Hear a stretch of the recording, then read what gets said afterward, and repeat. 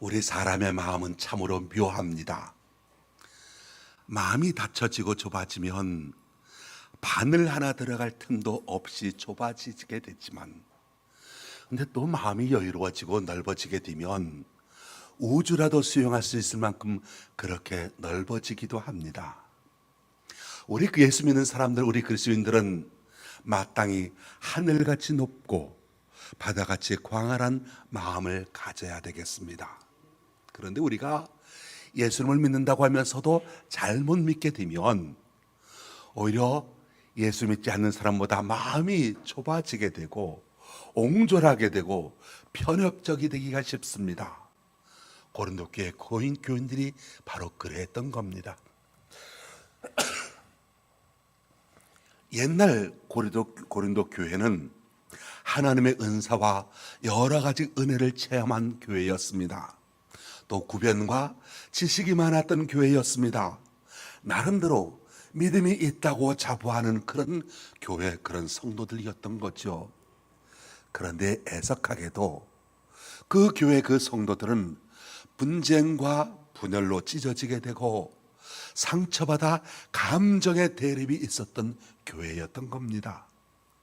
사도 바울이 1년 동안 머물면서 개척했던 교회였는데, 바울이 다른 곳으로 전도하기 위해 떠난 뒤에 이 고린도 교회 안에 분파가 생겨나게 되었던 겁니다. 아볼로파, 게바파, 바울파, 그리스도파 하면서 교인들이 서로 파당을 만들게 되고, 그러다 보니까 서로 싸우고 반목하게 되었던 거죠. 그러다 보니까 그토록 은혜스럽고 그토록 영적 체험이 많고 기도도 많이 했던 사람들이었는데, 근데 그들이 놀랍게도 분쟁과 분열 속에서 다투게 되었다라고 하는 겁니다. 왜 그 교회에 그런 어려움이 생겨났겠습니까? 오늘 성경을 한마디로 설명해 줍니다. 고린도교회 교인들, 마음이 좁아져서 그렇다는 겁니다. 마음이 넓지 못해서 그런 불행한 일이 생겨났다는 거죠. 그래서 사도 바울은 그런 고린도 교인들을 향하여 말씀하시기를, 오늘 본문 13절, 내가 자녀에게 말하듯 하노니 보답하는 것으로 너희도 마음을 넓히라, 그렇게 말씀하고 있습니다. 너희도 마음을 넓히라. 사랑하는 성도 여러분, 저와 여러분, 우리들은 하나님의 은혜를 받아야 합니다. 그리고 기도도 사실 많이 해야 합니다. 그리고 신앙의 열정, 삶의 열심이 있어야 합니다. 그런데 그렇게 하면서 한 가지 빼놓을 수 없는 것, 우리 예수 믿는 사람들의 마음이 넓은 마음 되어야 한다는 것이지요. 우리가 넓은 마음을 소유해야 한다는 겁니다. 여러분, 아무리 은혜를 많이 받아도, 아무리 기도를 많이 해도 자신의 마음이 넓지 못하면, 그러면 오해가 생기게 됩니다. 마음이 좁다 보니까 시기심이 생기게 되고요. 마음이 좁아지면 무엇보다도 상처를 금방 쉽게 받게 됩니다. 아무것도 아닌 것에 대해서 쉽게 다툼이 생기게 되고 얼굴 붉히는 일이 생겨나게 되지요. 자, 그렇게 되면 어떻게 되겠습니까? 아무리 하나님의 은혜를 많이 받아도, 아무리 뜨겁게 기도해서 마음이 불길 같은 성령으로 타오른다 한다 할지라도 좁은 마음이 되다 보면 결국은 하나님의 은혜를 간직하지 못하고 다 쏟아버리게 되고, 교회는 분쟁에 휩싸이게 되고 결국은 성도들의 믿음이 흔들리게 된다는 겁니다. 믿음이 자라고 신앙의 연륜이 자라갈수록 우리는 무엇보다도 마음이 넓어져야 합니다. 하나님은 넓으신 분이십니다. 크고 높으신 분이십니다. 우리의 마음도 그렇게 넓어져야 한다는 것이지요. 그래야 덕망 있는 그리스도인이 될 수가 있습니다. 구약 열왕기상 3장 4절 말씀을 보면 이스라엘의 3대 임금으로 솔로몬이 취임을 하게 되지요. 이 솔로몬이 임금으로 취임하자마자 첫 번째 한 일이 바로 기본 산당으로 올라가서 1000번제를 드리면서 하나님께 기도하는 것이었습니다. 하나님께 기도 내용은 지혜를 구하는 것이었습니다. 하나님께서 그 솔로몬의 기도를 들으셨습니다. 지혜를 주셨습니다. 뿐만 아니라 부와 영화도 주셨습니다. 그리고 한 가지 더 주시는 것이 있는데 그것이 바로 넓은 마음이었다는 겁니다. 하나님께서 솔로몬이 구한 것 다 주시고 구하지 아니한 것까지 더 주셨는데 바로 그것이 무엇이었느냐? 넓은 마음을 주셨다라고 하는 겁니다. 열왕기상 4장 29절로 30절 말씀 보면 하나님의 솔로몬에게 지혜와 총명을 심히 많이 주시고 또 넓은 마음을 주시되 바닷가의 모래같이 하시니 솔로몬의 지혜가 동쪽 모든 사람의 지혜와 애굽 모든 사람의 지혜보다 뛰어난지라 그렇게 말씀하고 있습니다. 즉 지혜는 어디서 오느냐? 지혜를 어떻게 간직할 수 있느냐? 하나님의 은혜를 어떻게 보존할 수 있느냐? 넓은 마음에서 가능하다는 겁니다. 만약에 어떤 사람에게 지혜도 있고 부도 있고 명예도 있지만은 여러분 마음이 만약에 넓지 못하다면 그의 지혜나 부나 명예가 그 자신의 이기심을 충족하는 데는 유익이 될런지 모르지만 그가 사는 사회나 그 후손들에게 아무런 도움이 되지 못할 겁니다. 그래서 우리 예수 믿는 사람들, 그리스도인들이 갖추어야 될 첫 번째 품성 중에 하나가 바로 넓은 마음이라는 겁니다. 넓은 마음을 가져야 하나님의 은혜를 받을 수 있고 신앙의 뜨거움을 간직할 수가 있고 넓은 마음을 가져야 원만한 사회생활, 인간관계가 가능해진다는 것이지요. 그러면 넓은 마음은 어떤 것이겠습니까? 넓은 마음이란 첫째로 포용하는 마음입니다. 포용한다는 건 다른 사람을 내 마음에 받아들인다는 겁니다. 다른 사람을 내 마음에 받아들이는 자세, 그것을 말하지요. 그래서 이 포용은 이해하는 마음입니다. 이 포용은 너그럽게 용납하고 용서하는 마음입니다. 그러므로 때로 용서의 아픔도 감수할 줄 아는 마음이 되겠지요. 이 포용이란 치우치지 않는 마음입니다. 만약에 치우치거나 편견을 가지게 되면 남을 포용할 수가 없습니다. 또한 포용이란 다투지 않는 겁니다.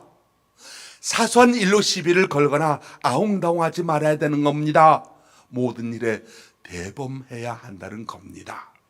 그래서 빌립보서 4장 5절 말씀 보면 너희 관용을 모든 사람에게 알게 하라 그렇게 말씀하고 있습니다. 너희 관용을 모든 사람에게 알게 하라. 마음이 넓으란 말씀이지요. 우리 사람의 넓이와 이해심은 정비례합니다. 이해심이 많을수록 그 마음이 넓어집니다. 마음이 넓은 사람일수록 이해심이 많습니다. 그런데 이해심이 적으면 그 사람의 마음이 좁아집니다. 마음이 좁아지게 되면 남을 이해하는 능력이 떨어집니다. 이해하지 못하니 오해를 하게 됩니다. 오해가 있게 되니까 사람과 사람 사이에 대화가 통하지 않게 되고 서로가 서로를 알지 못하게 됩니다. 세상에 오해함으로 인하여 불행한 일들이 얼마나 많이 생겨나고 있습니까? 오해하다 보니까 가정이 무너지게 되고요. 오해하게 되니까 가까워야 될 사람이 오히려 원수가 되더라는 겁니다. 별것도 아닌 문제, 아무것도 아닌 것 가지고 넘어갈 수도 있는 것 가지고 오해가 생기게 되면 자꾸 얽히게 되고 꼬이게 되고 감정이 상하다 보게 되니까 돌이킬 수 없는 불행한 일을 겪게 된다는 겁니다. 그렇기 때문에 이해는 사람을 살리지만 오해는 사람을 죽이게 되는 거죠. 그러면 왜 이런 오해가 생기겠습니까? 서로 이해하지 못해서 그렇겠고요. 말씀의 범대로 본다면 마음이 넓어지지 못해서라 말할 수 있습니다. 마음이 넓은 사람은 죽을 사람도 살리지만 마음이 좁은 사람은 생사람도 잡게 되는 것이지요. 그래서 우리가 너희도 마음을 넓히라 라고 하는 이 말씀이 얼마나 중요한 일인지 모릅니다. 우리 성도들은 그래서 오해하는 사람 되지 말고 이해하는 넓은 마음의 성도가 다 되시기를 예수님의 이름으로 축원합니다. 그러면 이해하는 사람, 포용력 있는 사람, 품을 줄 아는 사람 되기 위해서는 어떻게 해야 되겠습니까? 이해하는 사람이 되려면 상대방의 말을 들을 줄 알아야 한다 말합니다. 잠언 18장 13절 말씀 보면 사연을 듣기 전에 대답하는 자는 미련하여 욕을 당한다라고 했습니다. 사연을 충분히 듣지 않고는 상대를 이해하지 못하게 됐죠.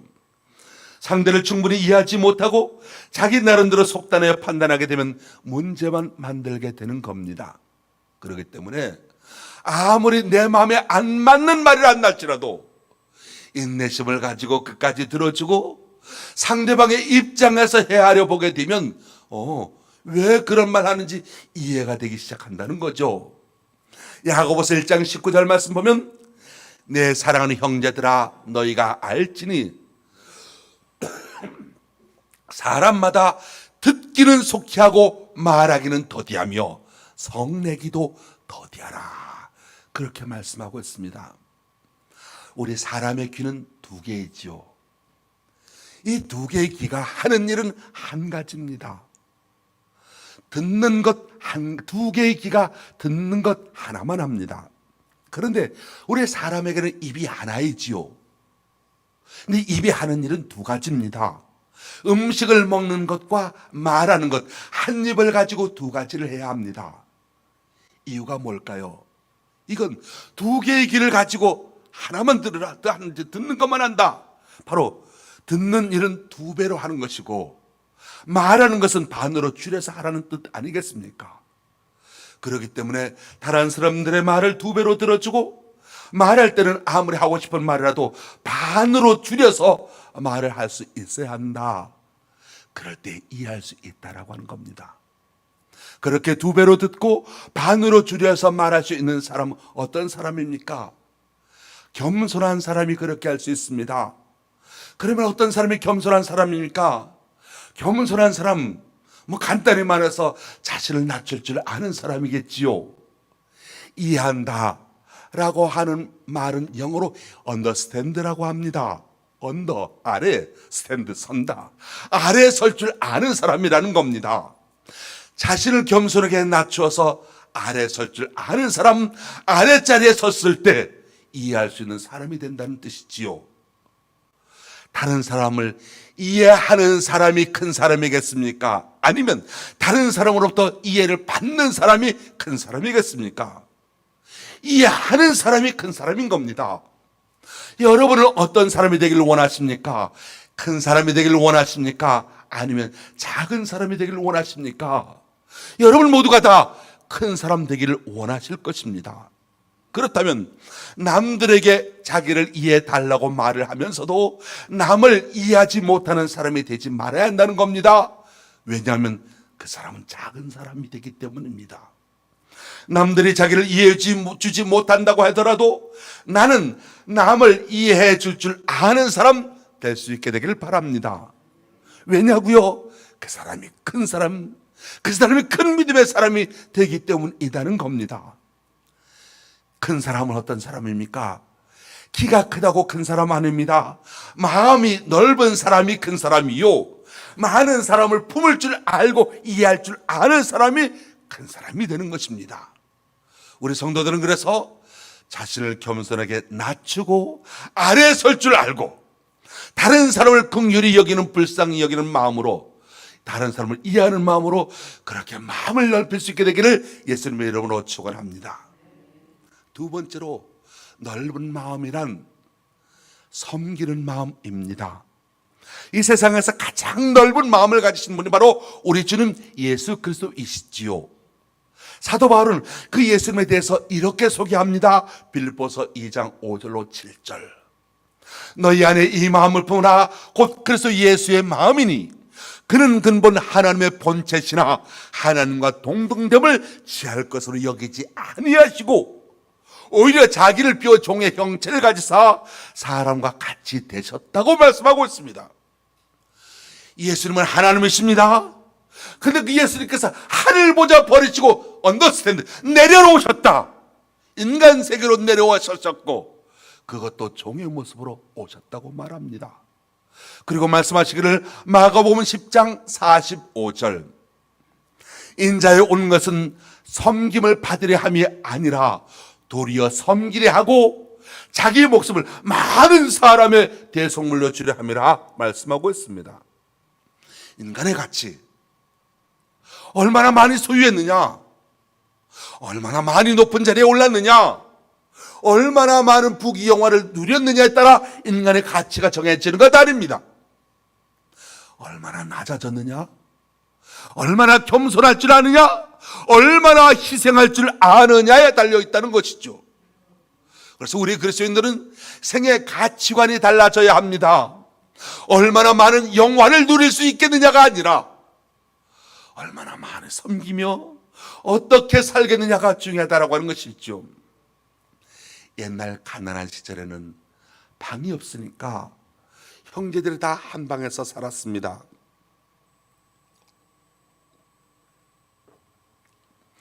밤에 잘 때 이불 하나로 자니까 서로 밀고 당기고 자면서 형님 먼저 아우면서 하면서 서로 배려해 주면서 정감 있게 살았습니다. 요즘 자녀들 하나나 둘씩 낳아서 기르면서 방도 한 사람이 한 방씩 쓰기 때문에 자기밖에 모릅니다. 다른 사람 배려할 줄 모릅니다. 그러다 보니까 마음이 왜소해져 가는 것 같다고 말합니다. 2차 세계대전 직후에 이탈리아 시칠리아 섬에 고아원이 2개가 있었습니다. 그 중에 한 고아원은 연합군의 지원으로 시설도 좋았고 분이나 음식도 풍족했습니다. 그런데 다른 고아원은 비바람도 제대로 가리지 못했을 뿐만 아니라 아이들에게 먹을 것도 분유도 제대로 주지 못하는 그런 형편이었습니다. 그런데 이상한 건 시설 좋은 고아원이 그 고아원의 어린이 사망률이 시설 나쁜 고아원보다 훨씬 높았다는 겁니다. 이 신기하지 않습니까? 그래서 학자들이 이상하게 여긴 나머지 연구를 해봤던 결과 그 이유를 발견하게 됩니다. 그것은 전쟁 중에 새 아이를 잃은 40대 여인 때문이었다는 겁니다. 이 여인이 어느 날 시설이 좋지 못한 고아원에 들어오게 됩니다. 그래서 이 여인이 그곳에서 그 고아원의 고아들을 마치 자기 자식처럼 생각하면서 번갈아 가면서 안아주고 돌봐주기 시작합니다. 그렇게 여러 해가 지나자 그곳의 고아들은 어머니의 사랑을 먹고 튼튼하게 잘 자랄 수가 있었다고 합니다. 어머니의 사랑이 좋은 환경이나 영양식보다 아이를 더 건강하게 자라게 했던 것이지요. 사랑이 건강하게 하고 죽어가는 사람을 살리게 됐던 겁니다. 가인을 보십시오. 마음이 좁았습니다. 그러다 보니까 시기심이 생겼습니다. 어떻게 되었습니까? 동생 아벨을 죽이는 살인자가 되고 말았습니다. 얼마나 어리석었고 얼마나 불행했겠습니까? 아브라함을 보십시오. 복의 근원이 되었습니다. 모든 사람과 함께 복을 나누며 살았습니다. 대접하고 섬기는 삶, 바로 이것이 아브라함의 삶의 특징이었습니다. 그래서 그는 영육간의 거부가 되었습니다.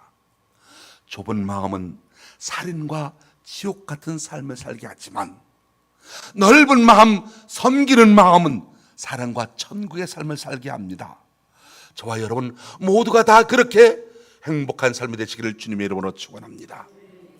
세 번째로 넓은 마음이란 큰 이상을 가진 마음입니다. 넓은 마음을 가진 사람이 포부가 큽니다. 큰 포부를 가지고 살아갈 수가 있습니다. 시편 119편 32절에 다윗은 노래합니다. 주께서 내 마음을 넓히시면 내가 주의 계명들의 길로 달려가리다. 자, 여러분, 마음이 좁은 사람은 어떻게 합니까? 우선 당장 눈앞에 보이는 것에 급급합니다. 마음이 좁은 사람은 먹고 사는 데만 급급합니다. 마음이 넓은 사람은 영원한 세계, 진리의 세계, 공의의 세계를 바라보고 삽니다. 창세기 13장에 9절에 아브라함과 롯의 이야기가 나왔지요. 아브라함과 조카 롯이 서로 갈라져 살아야 될 형편이 되었습니다. 가나안 땅에 함께 정착한 아브라함과 롯은 그 처음에 그 땅에 정착할 때는 고생을 많이 했지만 근데 세월이 흘러갈수록 재산을 상당히 많이 모으게 되었습니다. 종도 많아지게 되고 가축도 많아지게 되었습니다. 그래서 한 지역에 두 거부가 함께 살기 어려워지게 되니까 각자 나눠서 살기로 합니다. 약삭빠른 조카 롯은 요단 동쪽 기름진 땅 소돔과 고모라 지역을 택하여 떠나갔습니다. 아브라함은 요단의 서쪽 광야와 산지를 차지하게 되었습니다. 이 땅은 험한 땅이었습니다. 그런데 아브라함에게 하나님께서 뭐라고 말씀하십니까? 눈을 들어 너 있는 곳에서 북쪽과 남쪽 그리고 동쪽과 서쪽을 바라보라 말씀하십니다. 그리고 창세기 13장 17절 가서 말씀 보면 너는 일어나 그 땅을 종과 행으로 두루 다녀보라 말씀하십니다. 무슨 말입니까?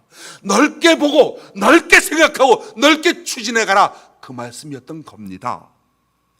아브라함의 입장에서 보면 롯에 비해서 당장은 손해보는 것 같으나 그러나 너는 넓게 세상을 보라. 환경이 어려웠기 때문에 멀리 보고 넓게 생각하는 삶의 자세를 가져라. 그래서 아브라함이 어떻게 합니까? 하늘 앞에 나가 제단을 쌓습니다. 아브라함은 눈에 보이는 이익의 땅보다 하나님의 약속이 있는 땅을 차지하는 것이 훨씬 더 감사하며 그래서 제단을 쌓았던 것이지요. 결과가 어떻게 되었겠습니까? 오래지 않아서 롯은 망하게 되었습니다. 아브라함은 축복의 땅을 일구어 가게 됩니다. 그래서 우리 주님 예수님께서 말씀하시기를 너희는 먼저 그의 나라와 그의 일을 구하라 그리하면 이 모든 것을 너희에게 더하시리라 말씀하십니다. 사랑하는 성도 여러분, 마음을 넓히라고 말씀합니다. 남들로부터 옹졸하다, 편협되다, 교만하다, 이기적이다, 깍쟁이다라고 하는 말을 듣지 않도록 해야 하겠습니다. 선한 인간관계를 가지고 사십시오. 예수님처럼 넓은 마음을 가지도록 하십시오. 포용하고 섬기고 그리고 무엇보다도 큰 이상을 품고 하나님의 큰 사랑을 품고 주님을 따르시기 바랍니다.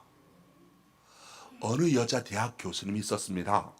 이분이 어렸을 때 유교 사변이 나서 아버지는 전쟁에 나가 전사하시고 어머니 혼자 남대문으로 서울역으로 이곳저곳 다니면서 떡장사를 해서 이 외동딸을 공부시키게 됩니다. 이 어머니의 헌신적인 희생으로 이분이 대학교, 대학원까지 마치고 그리고 실력 있는 남편을 만나서 함께 외국 유학을 갑니다. 그리고 다시 한국에 돌아와서 부부간의 대학에서 교수가 되어 강의를 하게 되지요. 이 부부가 함께 대학 교수 생활을 하니까 벌이가 좀 넉넉해집니다. 그래서 이분이 남편을 설득해서 친정엄마 모시고 함께 살게 되었습니다. 함께 살다가 어머니 생신이 되어서 생일잔치를 하면서 딸이 엄마한테 물었습니다. 엄마는 소원이 뭐예요? 어머니가 잠잠히 딸에게 말합니다. 딸아, 나는 내가 교회에 함께 다니면 소원이 없겠다. 알았어요, 엄마. 내가 엄마 다니는 교회에 나갈게요. 근데 사실 이 딸이 학생 때까지는 교회 잘 다녔으나 대학교 다니고 대학원 다니면서 교회와 멀어지게 되고 그러다 보니까 늘 어머니의 엄마의 기도 제목이 되었던 겁니다. 첫날 그 권사님의 딸이 교회에 왔다고 하니까 교회 모든 사람들이 다 박수 치면서 아주 크게 환영해 주었습니다. 그런데 이분이 예배 마치고 환영을 받고 친교실에 가 앉는데 한 번에 딱 다가오더니 아이고 교수님, 제 아들이 실력이 시원치 않아서 대학에 번번이 떨어지는데 어떻게 들어가는 길이 좀 없을까요? 말합니다. 그리고 또 조금 있다가 저쪽에서 여자 집사님들끼리 얘기하는 소리가 들려옵니다. 아유 저것 새로 와가지고 너무 설쳐 자기가 교수면 다야? 하면서 자기 흉보는 소리가 들려오더랍니다. 그리고 여기저기서 여전들 회원들끼리 투닥투닥 싸우는 소리가 들립니다. 이것 보고 이분이 내가 이 교회 다시 두 번 다시 안 온다 결심을 하고 어머니를 강제로 끌고 집으로 돌아갔습니다. 친정 엄마가 영문을 모르잖아요. 그래서 딸에게 물었습니다. 얘야, 오늘 교회에서 무슨 일 있었니? 딸이 어머니에게 자초지종 이야기하면서 다시는 내가 그 교회 두 번 다시 안 간다고 말을 합니다. 그러니까 어머니가 눈을 지그시 감더니 이렇게 말을 합니다. 나는 이날까지 평생 교회 다녔어도 하나님 한 분 좋아서 다녔기 때문에 다른 사람이 불평하는 소리는 하나도 듣지 못했는데 너는 어쩌다가 교회 가서 그렇게 불평하는 소리만 들었니? 이 말을 듣고서 교수 딸이 큰 충격을 받았습니다. 그래서 이어서 어머니가 딸한테 말합니다.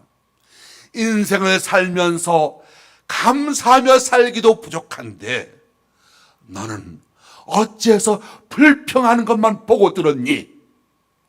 이 말에 그 교수 딸이 크게 충격을 받게 됩니다. 깨닫게 됩니다.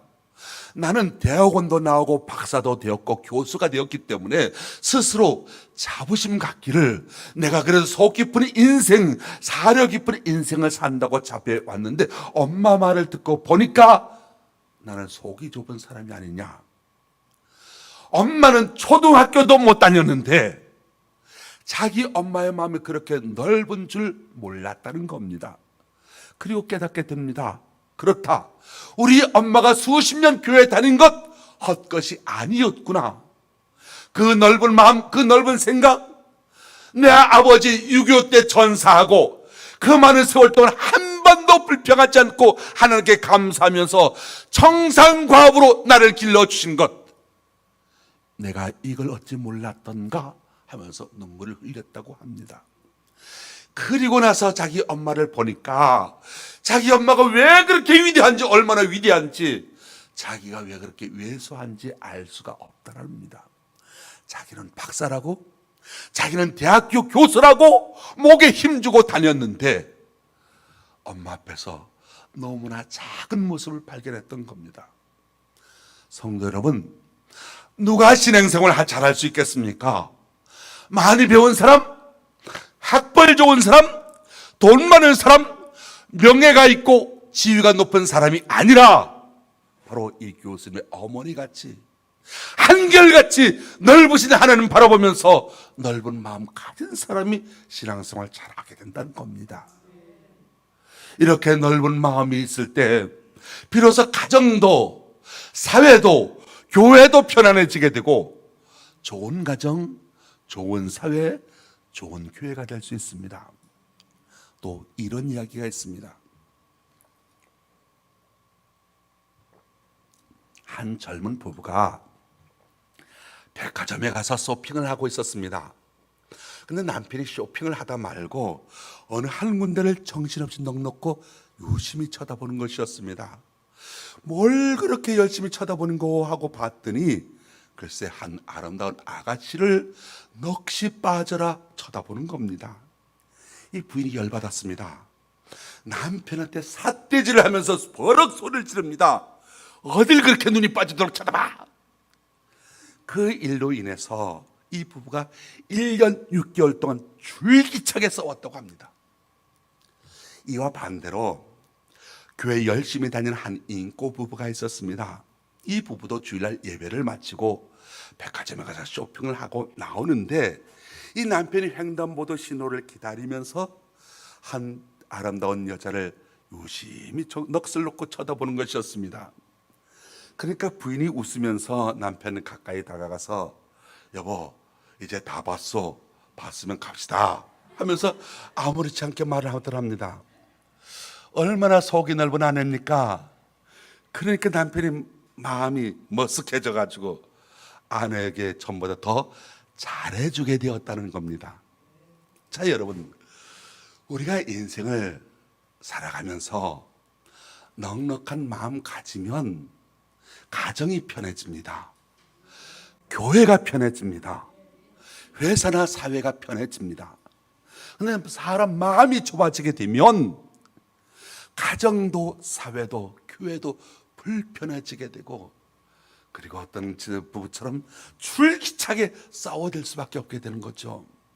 그래서 우리 마음이 넓은 사람이 바로 큰 사람이 되는 겁니다. 아무리 인물이 좋고 공부 많이 했어도 속이 좁으면 작은 사람입니다. 시어머니나 며느리가 큰 마음을 가져야 시어머니나 며느리가 살기 편하지, 사소한 일로 삐딱하면 가정 편하지 않지 않습니까? 남편과 아내가 넓은 마음을 가져야지, 사소한 일로 오해하고 삐지기나 하면 살기 힘든 가정이 되고 맙니다. 마찬가지로 성도들의 마음이 넓어야 하는 것이지, 조그마한 일로 다투고 힘들어하면 교회 생활이 불편해지게 되는 겁니다. 내 마음에 속이 좁다 하시는 분 있으십니까? 속이 좁은 남편, 속이 좁은 성도가 있으십니까? 저와 여러분, 하나님의 은혜를 받아 마음을 넓혀 가십시다. 많은 사람이 하나님의 은혜를 제대로 받지 못하는 건 하나님이 인색해서가 아니라, 하나님이 여러분에게 인색하게 해서가 아니라 자신의 마음이 좁아졌기 때문입니다. 하나님의 은혜를 제대로 받고 사는 사람은 마음이 넓은 사람입니다. 마음이 넓은 사람은 매사에 이해심이 많고 긍정적이고 다른 사람에게 좋게 하고 평화롭게 살아야 합니다. 하나님은 저와 여러분의 인생이 풍요로워지길 원하십니다. 짧은 인생을 살아가는 동안 서로 사랑하고 이해하고 평화롭게 살아가기를 하나님께서는 원하십니다. 많은 사람들이 이 세상을 힘들게 살아가지요. 환경적인 영향도 있습니다만 중요한 것은 그 사람의 마음입니다. 마음이 용절하면 스스로 인생을 괴롭고 답답하게 살아갑니다. 매사에 불평이 생기고 오해가 생기게 되고 다른 사람과 다투면서 살아가게 됩니다. 마음을 넓게 가짐으로 인생을 평화롭고 여유있게 살아가는 사람 되시길 원합니다. 우리의 가정생활을 보면서 부부가 넓은 마음으로 살아가고 있는지, 아니면 사소한 일로 티격태며 가면서 살아가고 있는지, 내가 예수 믿은 다음에 마음이 넓어졌는지, 이해심이 많아졌는지, 생각이 깊어졌는지, 내가 나이가 들어가면서 성격이 좋아져 가고 있는지, 여유 있는 인생으로 변화되어 가고 있는지, 아니면 고집불통으로 편견 많은 인간으로 전락하고 있는지 자신을 성찰해 봐야 되겠습니다. 온 우주를 지으시고 다스리시는 넓으신 하나님의 자녀입니다. 좁은 마음을 갖고 산다는 것은 참으로 불행한 일입니다. 오늘 성경 말씀 우리에게 말씀합니다. 내 자녀들아, 마음을 넓혀라. 우리는 또 한 번 명절을 맞이합니다. 해마다 반복되는 이 명절을 통해서 하나님과 사람 앞에서 넓은 마음으로 감사와 기쁨의 명절 되시기를 예수님의 이름으로 축원합니다. 기도하겠습니다. 하나님 아버지, 감사합니다. 우리에게 하나님의 자녀가 되는 권세를 주셨으니 하나님 닮은 사람처럼 되어 넓은 마음을 갖게 하여 주옵소서. 내 자녀들아, 마음을 넓혀라 하는 말씀을 오늘 우리가 받았으니 속 좁은 사람이 아니라 이해하고 포용하고 섬기고, 그리고 무엇보다도 큰 이상을 품고 살아가는 우리 관계 성도가 되게 하여 주옵소서. 예수님의 이름으로 기도합니다. 아멘. 302장 찬송하겠습니다.